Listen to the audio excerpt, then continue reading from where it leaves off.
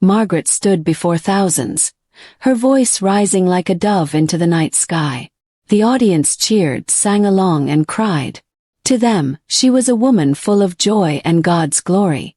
But behind the smile was pain. Behind the angelic voice were bruises. Behind the beautiful gowns was a body battered by love gone wrong. Her husband Greg, also a gospel singer, had once been her prince. But fame had changed him. Jealousy had grown like weeds in his heart. Each time Margaret became more successful, he turned colder, more violent. She had lost 3 pregnancies, all because of his beatings. "I don't want people to judge him," Margaret always whispered to herself, pressing frozen peas to her bruises. "He's a man of God.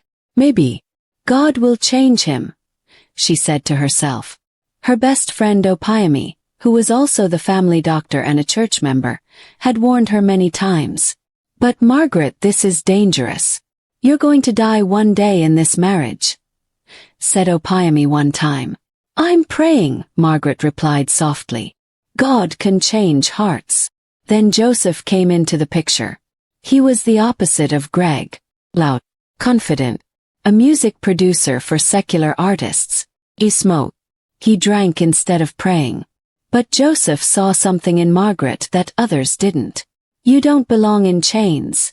You belong on the biggest stage in the world. Let me sign you," he said one day after her performance. "I don't sing worldly music," she replied quickly. "I'm not asking you to," Joseph smiled. "I want you to sing inspirational music, real life stories, just like your story. You'll change lives." Margaret refused again and again. Still Joseph didn't stop. He started showing up after her concerts, sending her flowers, texting her prayers. Joseph started praying. Greg noticed. He would watch Margaret closely, hating how she hummed happily around the house now. "What's with this new fire in you?" he asked one night as they lay in bed. "Are you sleeping with that sinner?" he asked suspiciously. "No," Margaret cried, shocked. "He's just a producer. He likes my music.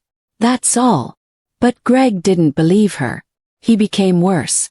One night, after a fight where Greg broke her favorite award, Margaret finally packed a small bag and ran to her friend Opiami's house. Opiami hugged her tightly. "You've made the right choice," she said. "I don't know," Margaret replied. "I feel like I'm failing the church." "No, Margaret," Opiami said gently. "You're saving your life." But as always, the next day Greg apologized.